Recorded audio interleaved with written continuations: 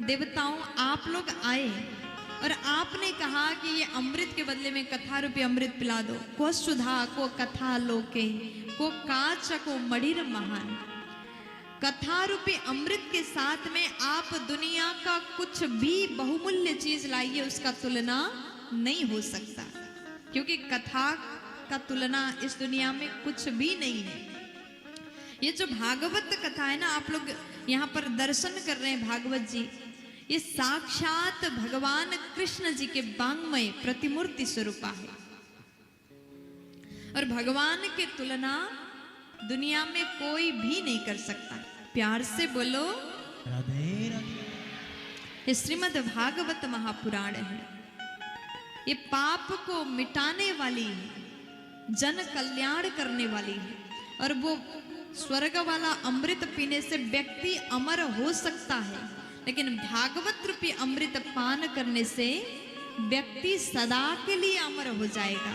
यानी आप हम सब ये इस भवसागर में बार बार आते हैं, बार बार जाते हैं, आने जाने का जो बंधन है, जो चक्कर है, सदा के लिए समाप्त हो जाएगा।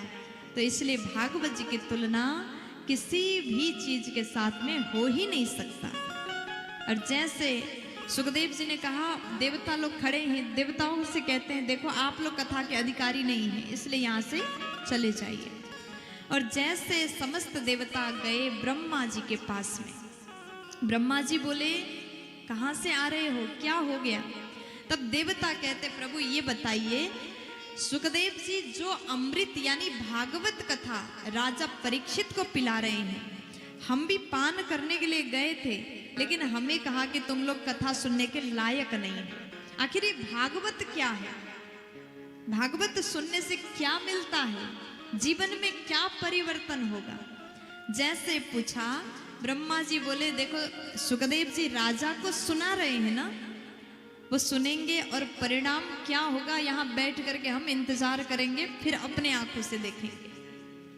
7 दिन तक श्री सुखदेव जी महाराज राजा परीक्षित को भागवत रूपी अमृत पिलाते हैं।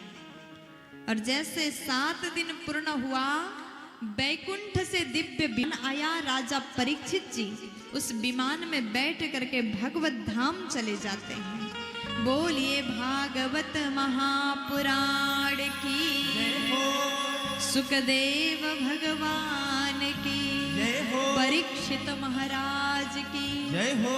तो ये है भागवत जी की महिमा। 7 दिन सुनने के बाद साक्षात बैकुंठ से दिव्य विमान आया, परीक्षित जी बैकुंठ को चले गए। ब्रह्मा जी ने जैसे समझाया, देवता लोग बोले कि प्रभु हमें थोड़ा अच्छे से समझाइए। अब उसके पश्चात ब्रह्मा जी महाराज सत्यलोक में ज्ञान रूपी तोला में तोल करके दिखाते हैं। तोला के एक पल्ले में भागवत को रखा और दूसरे तरफ सत्र महापुराण को रखा। लेकिन जैसे तोला गया, परिणाम क्या हुआ? लघु न्यन्यानि जातानि गौरवेण इदं महत्।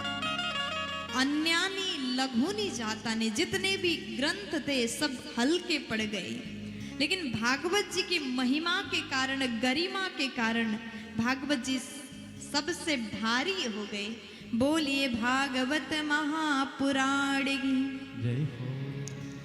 तो इस प्रकार भागवत जी की पावन महिमा को गाया गया।